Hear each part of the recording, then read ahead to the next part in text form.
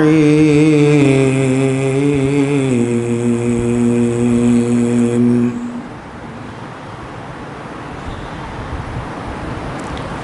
والذين لا يدعون مع الله إلها آخر ولا يقتلون النفس التي حرم الله بالحق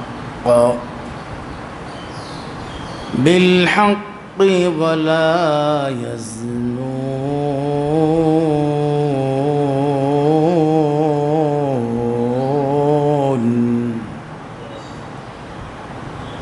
ومن يفعل ذلك يلقى أثاما صدق الله المولانا العظيم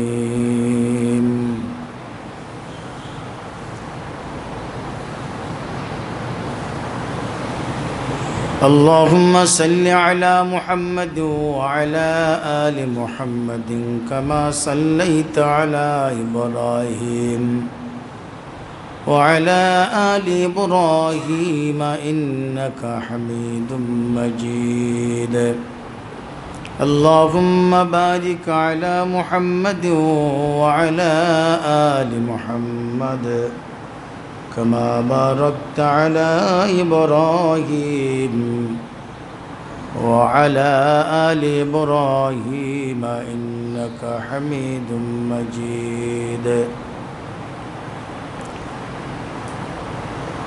اللهم تحنن على محمد وعلى آل محمد كما تحننت على إبراهيم وعلى آل إبراهيم إنك حميد مجيد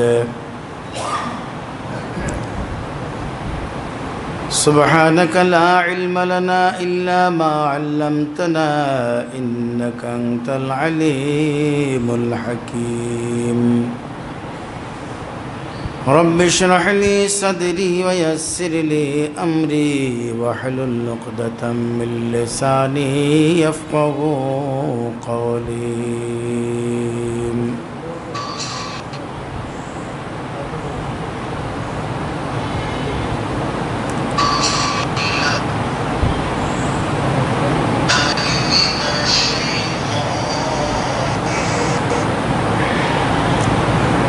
الحمد لله ثم الحمد لله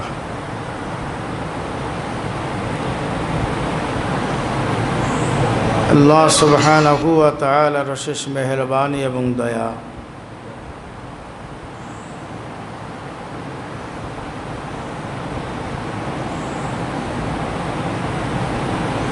যে মহান সত্তা দয়াময় আল্লাহ আমাদেরকে পবিত্র জিলকদ মাসের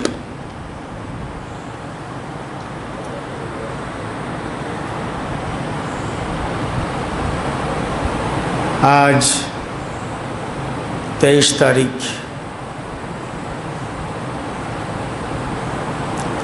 চতুর্থ জুমা হতে পারে এই মাসে জমা 5টি হবে আল্লাহ পাক রব্বুল আলামিন আমাদেরকে তার পবিত্র গৃহে হাজির হওয়ার তৌফিক দান করেছেন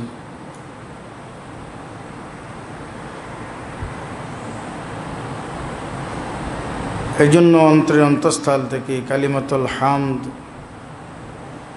কালিমাতুল শুকর আদায় করি আলহামদুলিল্লাহ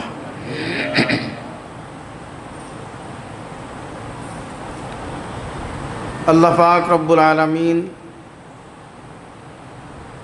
তার জান্নাতি প্রিয় বান্দাদের বৈশিষ্ট্যের আলোচনা ইরশাদ করছেন যদি কেউ জান্নাতি হতে চায় তাহলে 3টি কাজ থেকে দূরে থাকতে হবে ইতিপূর্বে যে আলোচনাগুলো আল্লাহ তাআলা করেছেন সেগুলো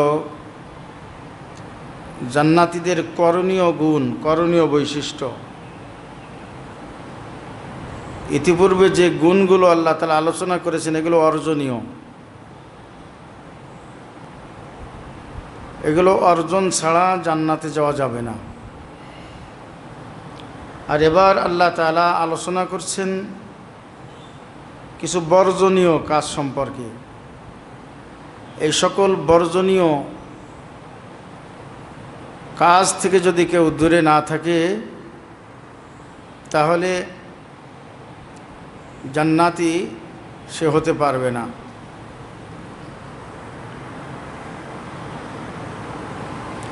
তার 1 নম্বর, ওয়াল্লাযীনা লা ইয়াদউনা মা'আল্লাহি ইলাহান আখার, যারা আল্লাহ তাআলার সঙ্গে অন্য কাউকে শরীক করেনি, অর্থাৎ শিরিক করে নাই। 2 নম্বর, ওয়ালা ইয়াকতুলুনান নাফসাল্লাতী হাররামাল্লাহু ইল্লা বিল হাক্ক, যারা অন্যায়ভাবে হত্যা করে নাই, খুন করে নাই, খুন খারাবিতে লিপ্ত হয়নি।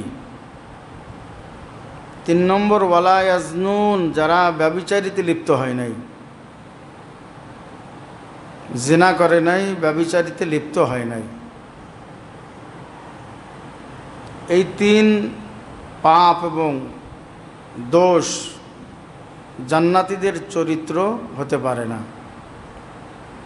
কেউ যদি জান্নাতে যেতে চায় তাহলে গুনাহ থেকে দূরে থাকতে হবে, পাপের থেকে দূরে থাকতে হবে।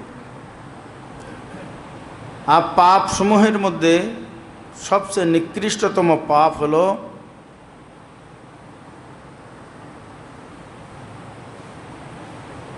শিরিক করা। শিরিক সবচেয়ে জঘন্যতম পাপ।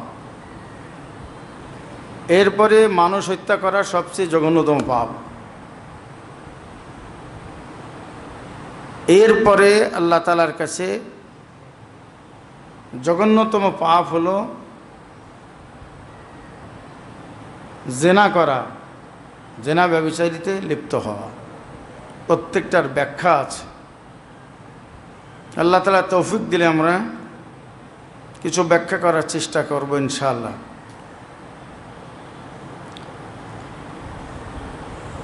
হাদিস শরীফের ভিতরে রাসূল করিম সাল্লাল্লাহু আলাইহি ওয়াসাল্লাম বড় বড় গুনাহের আলোচনা করতে গিয়ে বলেন যে আকবরুল কাবাইরি সাবা আফি রিওয়ায়াতিন আশারা, সব থেকে জঘন্যতম যত পাপ আছে, কবিরা গুনাহ, সেটা হলো 7টা, আর এক বর্ণনা আসছে 10টা।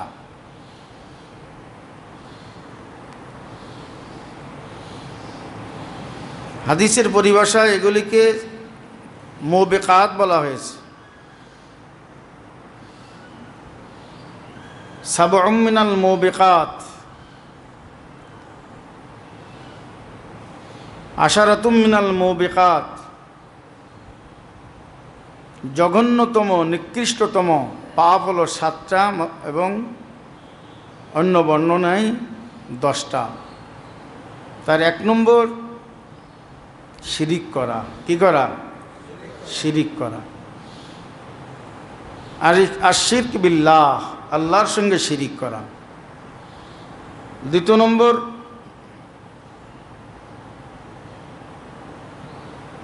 অন্যায়ভাবে হত্যা করা, আল কাতাল, আল কাতুল হারাম, হারামভাবে হত্যা করা।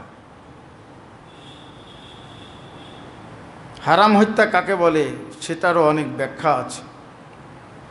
হালাল হত্যা আর হারাম হত্যা।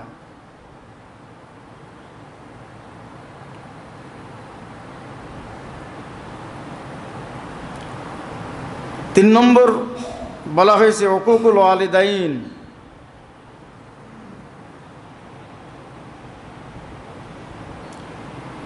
উকুকুল ওয়ালিদাইন 3 নম্বর,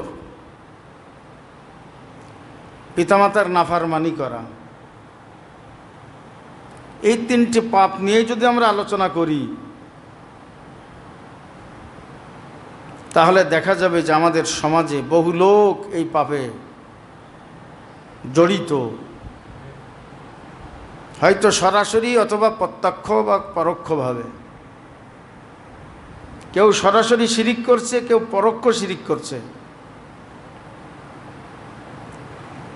কেউ সরাসরি মানুষ হত্যা করছে, কেউ প্রত্যক্ষভাবে মানুষ হত্যায় লিপ্ত। হত্যাকারীদেরকে সমর্থন করে, যারা মানুষ হত্যা করে অন্যায়ভাবে তাদেরকে কি করে?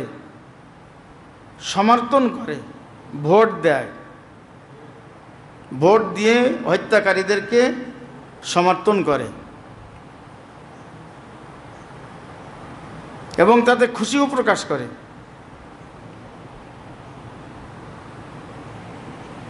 নেটওয়ার্ক খুব দুর্বল।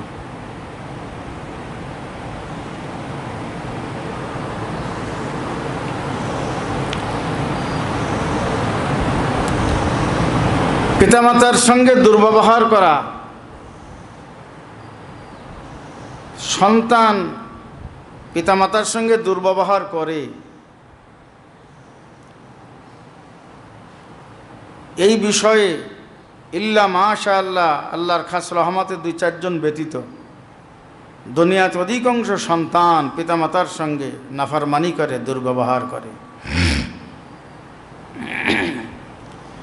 পিতামাতার 14টা হক আছে, জীবদ্দশায় 7টা। পিতামাতার জীবদ্দশায় 7টা, পিতামাতা জীবিত থাকলে পিতামাতার 7টা হক আছে। পিতামাতার মৃত্যুর পরে আবার 7টা হক আছে, সেগুলো লম্বা আলোচনার বিষয়। এই 14টা হক যদি আমরা চিন্তা করি আমাদের আত্মজীবনী, আমরা যদি আত্মসমালোচনা করি তাহলে দেখা যাবে অধিকাংশ মানুষ পিতামাতার হক আদায়ের ক্ষেত্রে তারা জঘন্যভাবে পিছিয়ে আছে। পিতামাতার হক আদায়ের ক্ষেত্রে অধিকাংশ মানুষ, বিশেষ করে অধিকাংশ মুসলমান, আজকে তারা জঘন্যতম অপরাধী। আল্লাহ তাআলা আমাদের সকলকে এই ধরনের যাবতীয় পাপ অন্যায় থেকে হেফাজত করেন। 1 নম্বরে আল্লাহর সঙ্গে শিরিক করা। আল্লাহ তাআলা বলেন, ওয়াল্লাযীনা লা ইয়াদউনা মা'আল্লাহি ইলাহান আখার, আর যারা আল্লাহ তাআলার সঙ্গে অন্য কাউকে ডাকে না মানে কোনোভাবে আল্লাহ তাআলার সমকক্ষ মনে করে না, ইবাদত হিসেবে নয়, সাহায্যকারী হিসাবেও নয়, কোনো ক্ষেত্রে আল্লাহ তাআলার সঙ্গে কাউকে সে শরীক করে না। ওয়ালা ইয়াকতুলুনা আন-নাফসাল্লাতী হারামাল্লাহু ইল্লা বিল হক্ক,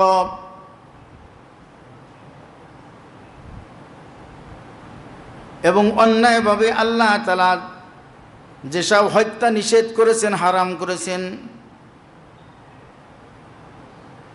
সেই সকল হত্যাকাণ্ডে তারা লিপ্ত হয় না, জড়িত হয় না। ওয়ালা ইয়াজনুন,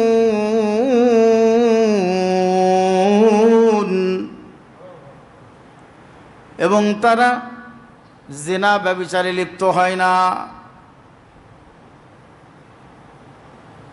জিনা অনেক প্রকার। রাসূলুল্লাহ সাল্লাল্লাহু আলাইহি ওয়াসাল্লাম বলেন, প্রথম জিনা হলো চোখ দিয়ে হয়। জিনাল আইনি আন নজরু, চোখের জিনা হলো চোখ দিয়ে কুদৃষ্টি করা। ওয়া জিনাল লিসানি আল কালামু,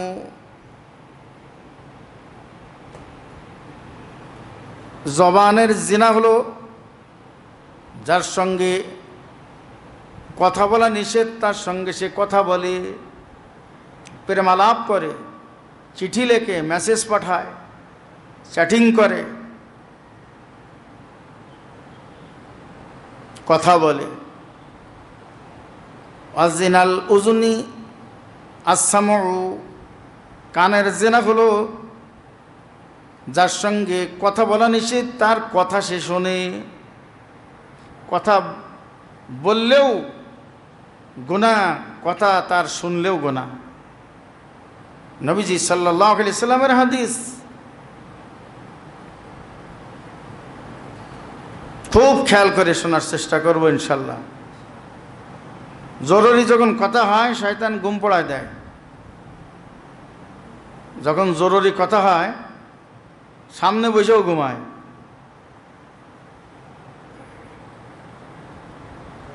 ঘুমানো যাবে না।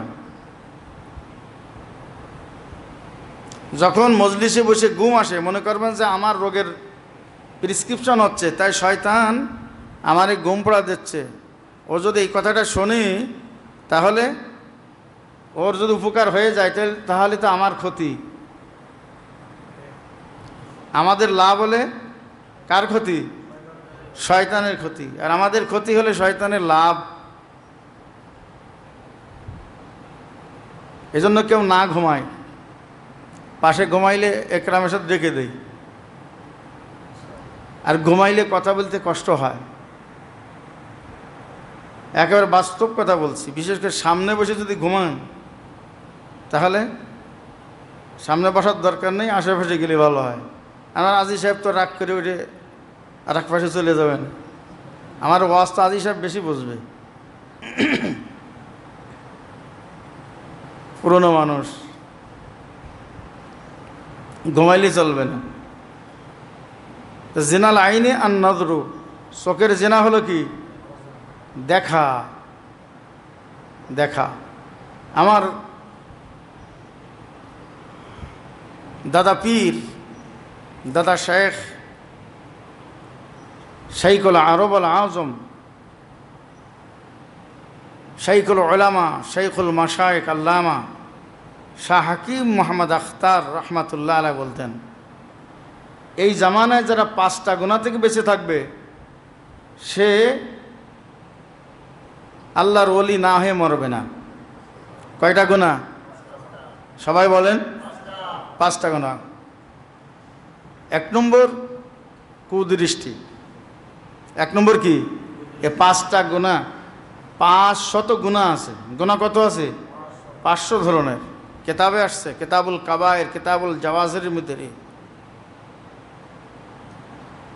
তন্মধ্যে উনি বাছাই করেছেন এই জামানায় 5টা গুনাহ সবচেয়ে বেশি হয়। আর সবচেয়ে বেশি হয় হলো চোখের গুনাহ।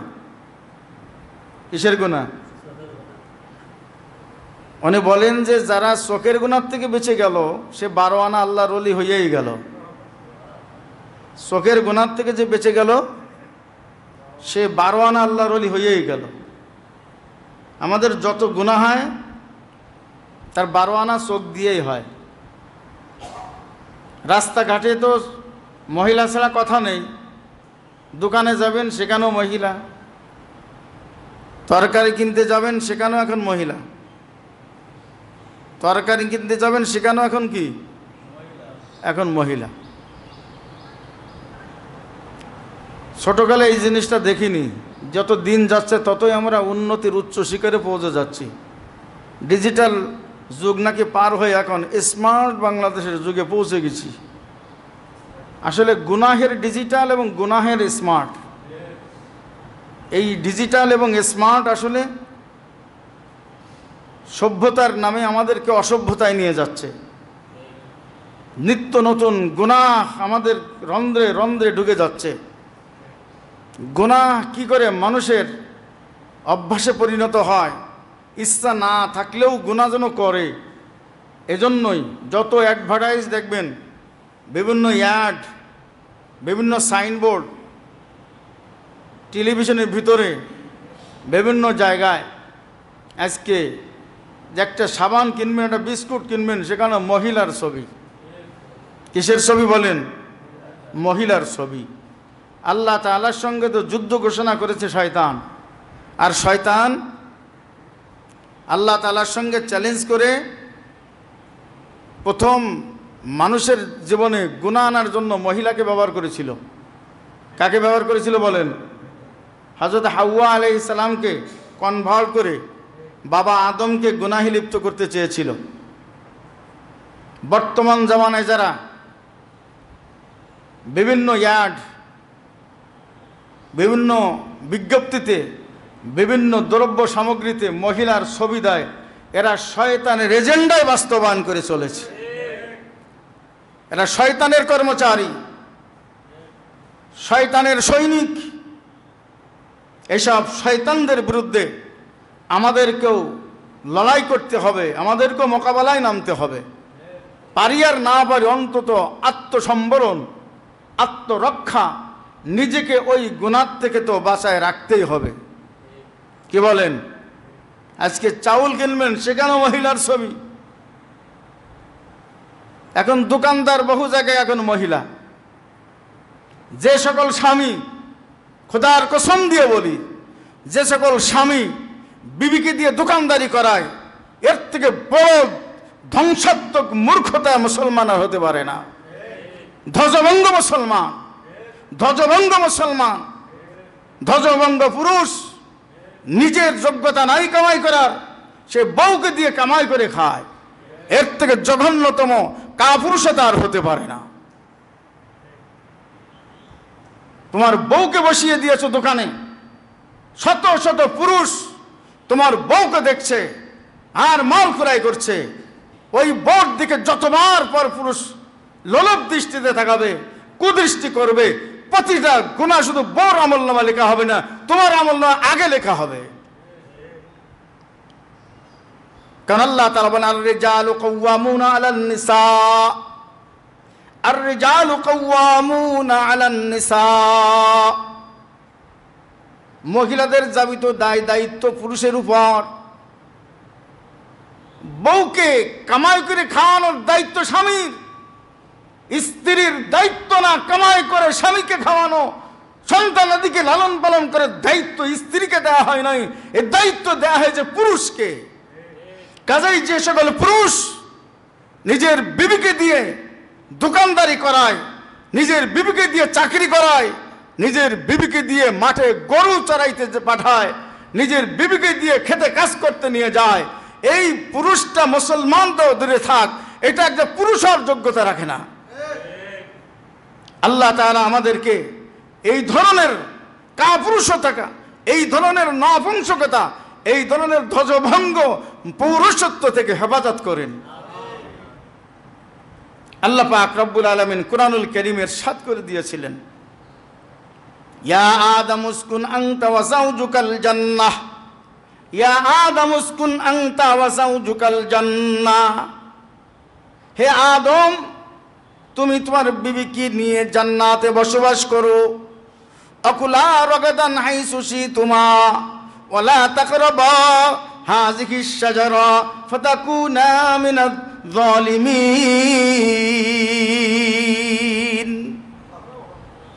হে আদম, তোমার বিবিকে নিয়ে জান্নাতে বসবাস করো এবং উভয়ে যেটা ইচ্ছা সেটা খাও। ওখানে তো কামাই করার কোনো বিষয় ছিল না, কিন্তু স্ত্রীকে সাথে নিয়ে আল্লাহ পাক রব্বুল ইজ্জত জুল জালাল ওয়াল ইকরাম মা হাওয়াকে নিয়ে থাকার নির্দেশ প্রদান করেন এবং বলেন, যার যেটা ইচ্ছা হয় খাবে, তবে এই গাছের ধারে বাড়ি যাবে না। জান্নাতে আল্লাহ তাআলা একটাই ইবাদত দিছিলেন। কয়টা? নামাজ ছিল না, রোজা ছিল না, হজ ছিল না, যাকাত ছিল না। একটাই ইবাদত ছিল, একটাই নির্দেশনা ছিল, সেটি হলো ফালা তাকরাবা হাযিহিশ শাজারা, এই গাছের নিকটবর্তীও হবে না। মুফাসসিরগণ, আহলুল্লাহ মুফাসসিরগণ লেখেন যে জান্নাতে একটাই করণীয় আমল ছিল, সেটি হলো এই গাছের ধারে বাড়ে যাবে না, মানে নিষেধ বস্তু থেকে বেঁচে থাকা, নিষেধাজ্ঞা থেকে বেঁচে থাকা। আর নিষেধাজ্ঞা থেকে বেঁচে থাকা মানে গুনাহ না করা। এই জন্য সরকার দো জাহান নবীজি সাল্লাল্লাহু আলাইহি ওয়াসাল্লাম ইরশাদ করেন, ইত্তাকিল মাহারিমা তাকুন আবাদান নাস। তুমি হারাম কাজ থেকে বেঁচে থাকবে, তাহলে তুমি শ্রেষ্ঠতম ইবাদতকারী সাব্যস্ত হবে।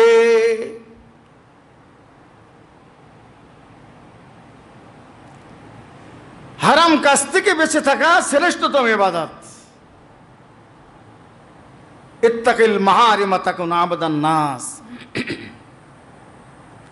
গুনাহ থেকে বেঁচে থাকা সবথেকে গুরুত্বপূর্ণ ইবাদত। তবে রব্বুল আলামিন গুনাহ থেকে বেঁচে থাকার জন্য কিছু যোগ্যতা অর্জনের নির্দেশ দিয়েছেন। যোগ্যতা যেন অর্জিত হয়, এই জন্য আল্লাহ তাআলা কিছু করণীয় ইবাদতও দিয়েছেন, যার সর্দার হলো সালাত। যার সর্দার কি? সালাত। আবার বলছেন সালাতের উদ্দেশ্য বোঝো, ইন্নাস সালাতা তানহা আনিল ফাহশাই ওয়াল মুনকার। নিশ্চয়ই নামাজ যাবিত ফাহশা, নির্লজ্জ, অন্যায়, পাপাচারিতা থেকে নিষেধ করবে, বাঁচাবে। তাহলে কি বুঝলেন? নামাজ অন্যায় থেকে ফিরে থাকার মাধ্যম। তাই নামাজ একটা স্বয়ং ইবাদত। আবার নামাজের উদ্দেশ্য আত্মসম্বরণ করা, পাপ এবং অন্যায় গুনাহ থেকে নিজেকে রক্ষা করা।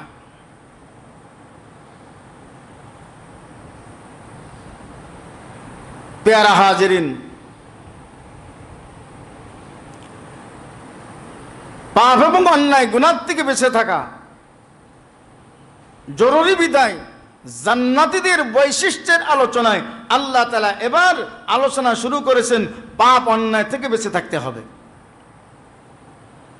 5 প্রকারের পাপ এবং গুনাহ থেকে যদি কেউ বেঁচে থাকতে পারে, তাহলে সে এই জামানায় আল্লাহর ওলি হয়ে যাবে ইনশাআল্লাহ। অন্যান্য পাপ অন্যায় থেকে বেঁচে থাকার রক্ষা কবচ হবে, মাধ্যম হবে, এগুলো ওসিলা হবে। তার 1 নম্বর কুদৃষ্টি। 1 নম্বর কি বলছি? কুদৃষ্টি। চোখের হেফাজত করা, চোখের হেফাজত করা। আর চোখের হেফাজত এটা নামাজ পড়া যেমন ফরজ, চোখের হেফাজত করা এরকম ফরজ। আপনি আয় করলেন, আপনি বাজার থেকে সদাই করলেন, থলের মধ্যে পুরলেন, কিন্তু ব্যাগের তলা ছেঁড়া, ব্যাগের থলের তলা কি?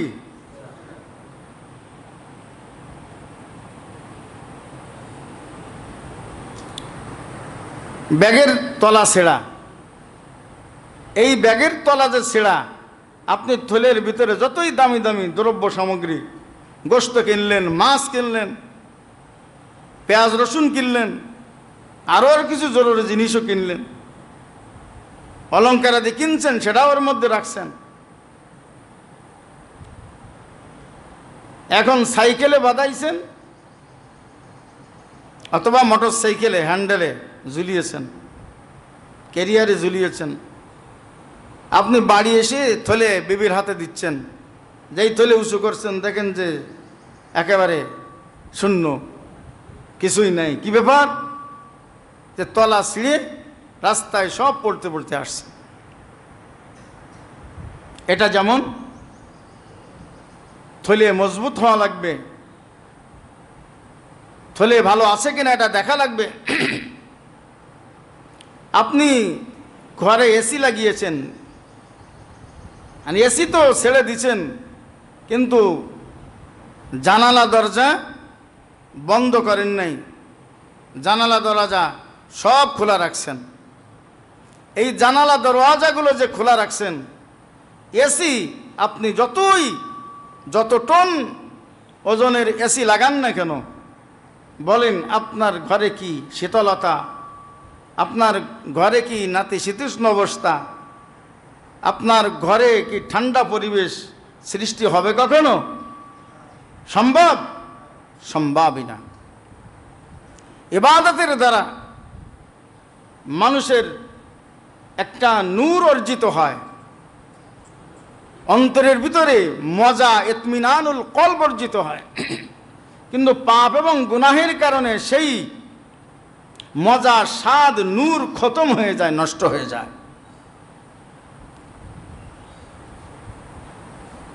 করাচির শেখ রহমাতুল্লাহ আলাইহি উনি এক ঘটনা লিখেছেন। আমি আমার আধ্যাত্মিক মুরব্বী হজরতে হরদই আল্লামা মহিউসন্না শাহ আবরারুল হক সাহেব রহমাতুল্লাহ আলাইহির সঙ্গে হজের সফরে সৌদি আরবে একটা প্রাইভেট গাড়িতে করে যাচ্ছিলাম।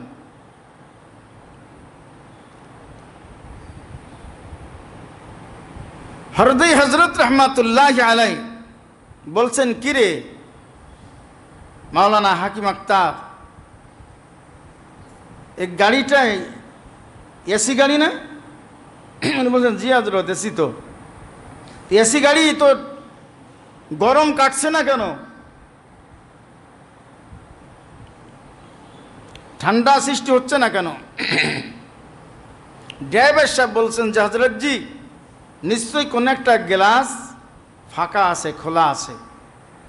করাচি হযরত রহমাতুল্লাহ আলাইহি বলছেন, আমি খেয়াল করে দেখতে পেলাম আমার পাশের গ্লাসটাই খোলা। সাথে সাথে গ্লাসটা বন্ধ করে দিলাম। 1-1.5 মিনিটের ভিতরেই পুরা গাড়ি ঠান্ডা হয়ে গেল। পুরা গাড়ি কি হয়ে গেল? ঠান্ডা হয়ে গেল। তখনই হযরতে হরদই রহমাতুল্লাহ আলাইহি উনি বলছেন, আমার দাদা শাইখের পীর, উনি বলছেন যে এই মুহূর্তে আমার অন্তর আল্লাহর পক্ষ থেকে একটা এলেম আসছে। আমরা সবাই চৌকান্না হয়ে গেলাম, কি এলেম আসছে ওনার অন্তরে। আল্লাহওয়ালাদের অন্তরের ভিতরে এলেম আসে, তাকে বলা হয় এলমে লাদুন্নি। এটাকে বলা হয় এলমে লাদুন্নি। একটা আছে এলমুল ওহী, সেটা নবীগণ ছাড়া পান না। কিন্তু আল্লাহওয়ালাদের অন্তরে জিবরাইল ছাড়াই সরাসরি আল্লাহর পক্ষ থেকে এলেম আসে, এটাকে এলমে লাদুন্নি বলা হয়। সূরাতুল কাহাফের মধ্যে লম্বা ঘটনার ভিতরে আসছে, ওয়াল্লামনাহু মিন লাদুন্না ইলমা। হযরত খাজিরকে আমি আল্লাহ আমার বিশেষ এলেম দান করেছিলাম।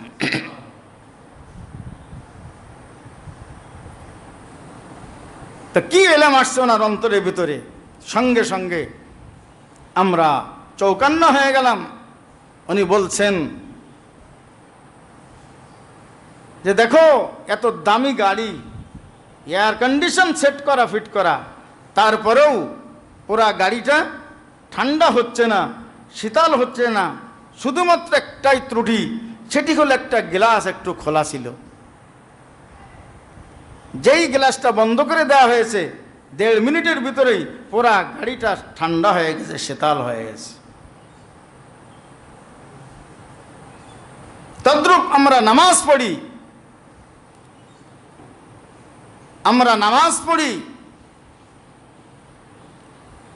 আমাদের নামাজের দ্বারা একটা নূর হাসিল হয়, আমাদের রোজার দ্বারা একটা নূর হাসিল হয়, আমাদের হজ, যাকাত, দান সদকা, জিকির আজকার, কোরআন তেলাওয়াত, সৎকর্ম, দাওয়াত, জিহাদ, যা কিছুই মুমিন মুসলমান করে, এর সব কিছুর দ্বারা একটা নূর, ঠান্ডা, শীতলতা অর্জিত হয়। কিন্তু সেই ঠান্ডা, শীতলতা, সেই মজা আমাদের হৃদয়ের মধ্যে স্থায়ী হয় না। কেন? আমাদের কিছু জানালা দরজা আছে, ওই জানালা দরজা খোলা, ওই খোলার কারণে বাইরের থেকে লু হাওয়া ভিতরে ঢোকে, অর্থাৎ ওই জানালা দরজা দিয়ে গুনাহের লু হাওয়া আমাদের কলবের মধ্যে ঢোকে। গুনার মাধ্যমে জাহান্নাম থেকে কলবের মধ্যে গরমি ঢোকে। যে কারণে নামাজ পড়েও আমাদের অন্তরে শান্তি নাই, আমাদের অন্তরের মধ্যে রোজা রেখেও শান্তি নেই, কোরআন তেলাওয়াত করেও শান্তি নেই, জিকির আজকার করেও শান্তি নেই, ইবাদত বন্দি করেও শান্তি নেই, দাওয়াত দিয়েও শান্তি নেই, জিহাদ করেও শান্তি নেই। যত নেক আমল আছে অন্তরের ভিতরে মজা অর্জিত হচ্ছে না। কেন? আমরা নেক আমলও করি, গুনাহও করি। নেক আমলও করি, আমরা গুনাহও করি। এই গুনাহের কারণে আমাদের নেক আমলের যে ফলাফল, এটা নষ্ট হয়ে যায়, এটা ধ্বংস হয়ে যায়। এই জন্য আল্লামা জালালউদ্দিন রুমি রহমাতুল্লাহ আলাইহি চমৎকার করে বলেছেন,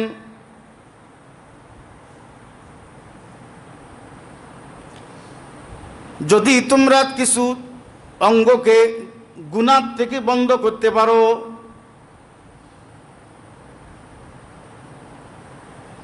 যদি তোমার চক্ষুকে, তোমার কানকে, তোমার জবানকে অন্তত গুনাহ থেকে বাঁচাইতে পারো,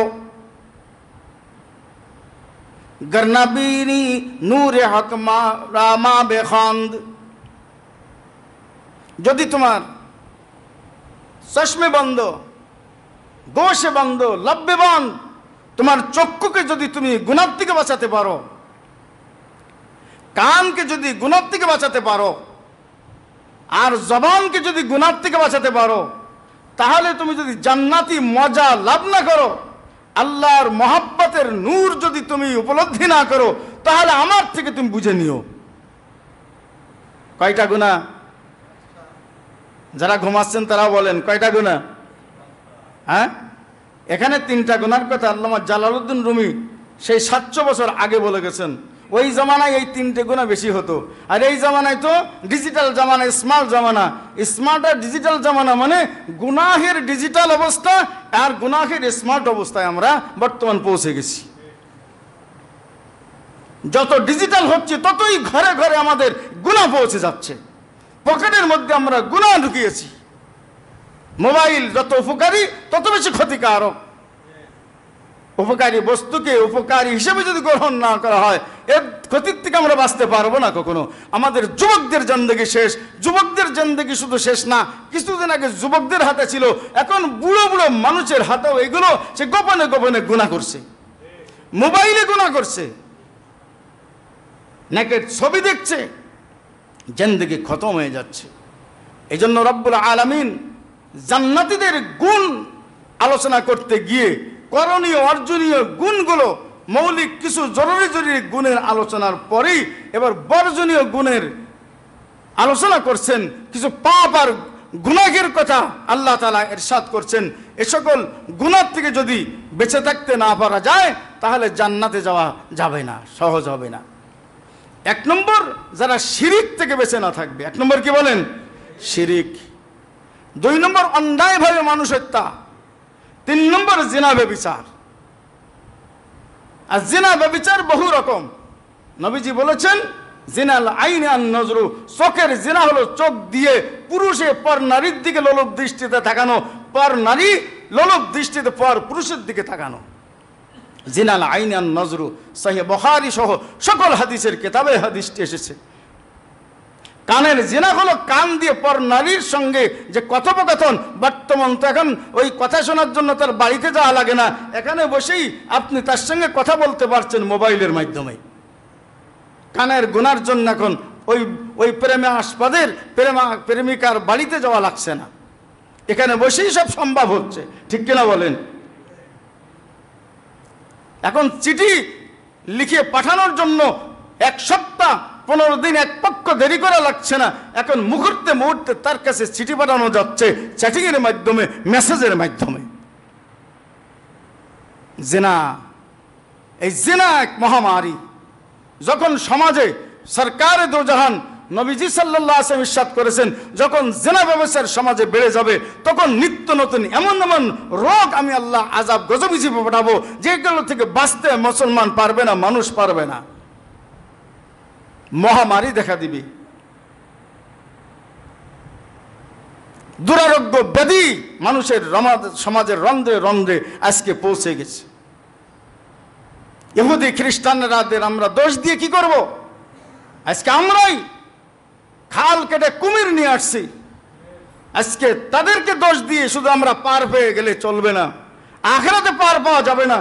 তারা তো গুনাহ বিক্রি করবে আমাদের কাছে, গুনাহের দাওয়াত তো শয়তান দিবে আমাদেরকে, কিন্তু আমরা যে সে দাওয়াত গ্রহণ করে গুনাহে জর্জরিত হয়ে পড়ছি, এর জন্য কি শুধু তারা দায়ী না আমরাও দায়ী?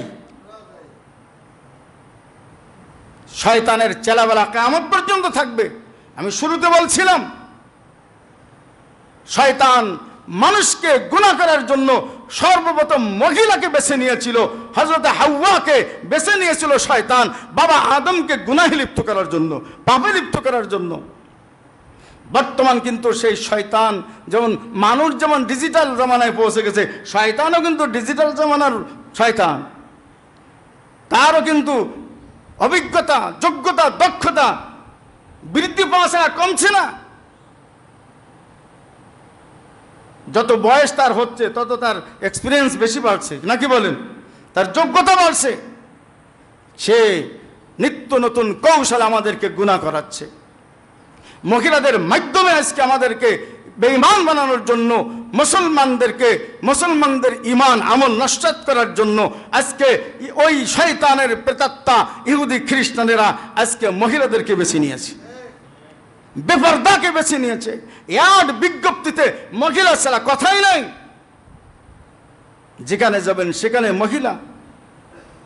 আল্লাহ তাআলা আমাদের হেফাজত করেন। আর আমরাই তাদের সৈনিক হয়ে, কর্মচারী হয়ে আমরাও মহিলাদেরকে ব্যবহার করছি। দোকানে বসিয়ে দিয়েছি, নিজের বউকে বসিয়ে দিয়েছি, নিজের মাকে বসিয়ে দিয়েছি। যা দুনিয়া অর্জন কর, আখিরাত ধ্বংস কর। যত পরপুরুষ আপনার বিবির দিকে তাকাবে, সে দোকানে বসানো, রাস্তাঘাটে মার্কেট করতে পাঠান, যত পুরুষ আপনার বিবির দিকে তাকাবে, আপনার বোনের দিকে তাকাবে, আপনার মেয়ের দিকে তাকাবে, আপনার মায়ের দিকে তাকাবে, যতবার তাকাবে ততটা গুনাহ আপনার আমলনামায় আগে জমা হবে।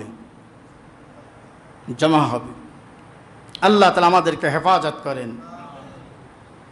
والذين لا يدعون مع الله إلها آخر ولا يقتلون النفس التي حرم الله إلا بالحق ولا يزنون। যারা আল্লাহর সঙ্গে অন্য কোনো দেবদেবীকে, অন্য কোনো মাখলুককে সমকক্ষ হিসাবে তাদেরকে দাঁড় করাবে, আল্লাহর সঙ্গে অন্য কাউকেও ডাকবে। এখন মারেফাতের নামে কত ভণ্ডামি, শিরিক শুরু হয়ে গেছে, খবর নাই। ইয়া আল্লাহু ইয়া রহমানু ইয়া রহিমু ইয়া রাহমাতাল লিল আলামিন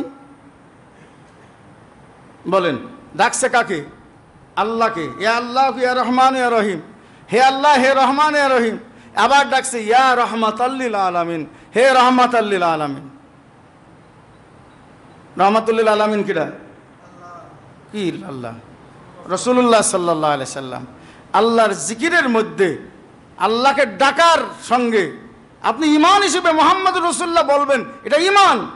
তিনি আল্লাহ রসুল, তার স্বীকৃতি দিচ্ছেন, কিন্তু ডাকছেন ইয়া রাহমাতাল লিল আলামিন বলে। তার মানে কি? এটা শিরিক, এটা জিকির হিসেবে শিরিক। লা ইলাহা ইল্লাল্লাহ মুহাম্মাদুর রাসূলুল্লাহ, এটা শিরিক না, ওটা ঈমান। আপনি ওখানে মুহাম্মদ সাল্লাল্লাহু আলাইহি ওয়াসাল্লাম ডাকছেন না, তার কাছে কিছু চাচ্ছেন না, সাক্ষ্য দিচ্ছেন লা ইলাহা ইল্লাল্লাহ, আল্লাহ ব্যতীত আর কোনো মাবুদ নেই, মুহাম্মাদুর রাসূলুল্লাহ, মুহাম্মদ আল্লাহর রাসূল। এটা ভিন্ন জিনিস। কিন্তু জিকির হিসেবে ইয়া আল্লাহ ইয়া রহমান ইয়া রহিম ইয়া রাহমাতাল লিল আলামিন, এটা শিরিক, এটা দেখা যাবে না।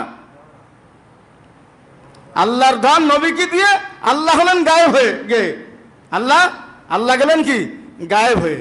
আর নবীর দান খাজাকে দিয়ে নবী গেলেন মাটির তলে। সুবহানাল্লাহ বলেন। কত বড় জঘন্য শিরিক। আর খাজার দরবারে যেই হাত পাতবে সে খালি হাতে ফিরবে না। কত বড় জঘন্যতম, কত বড় জঘন্যতম। নাম বললেও সমস্যা, না বললেও সমস্যা। হ্যাঁ, নামের আগে মুফতি গিয়াসউদ্দিন তাহেরি বলেন। একজন মুফতি হিসেবে এলেম কালাম কিছুটা তার আছে, আমরা তার কথা শুনি, বুঝি, কিন্তু এই ধরনের মূর্খতার কথা তার জবান থেকে কেমনে আসে? আর উলামায়ে কেরাম যখন শিরকে লিপ্ত হয়ে যায়, বেদাতে লিপ্ত হয়ে যায়, তার হাজার হাজার অনুসারী যারা, তারা তো ওই দিকেই ধাবিত হবে।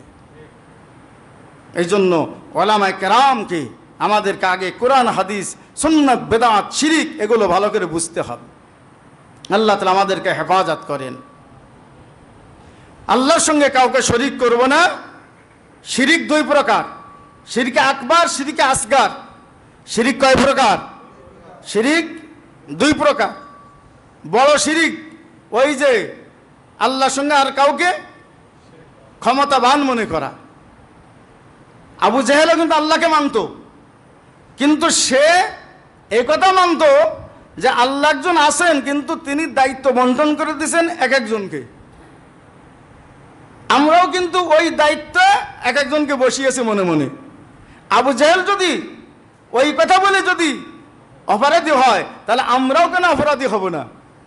কেন মাজারে যে আপনি হাত পাতবেন? এমনকি নবীর কাছে যেও কোনো কিছু চাওয়া জায়েজ নাই। আপনি শুধু দুরূদ পাঠ করতে পারেন, সালাম দিতে পারেন, এটাই যে শেষ। নবীর কাছে কি কিছু চাইতে পারবেন না? আপনি চাবেন কার কাছে?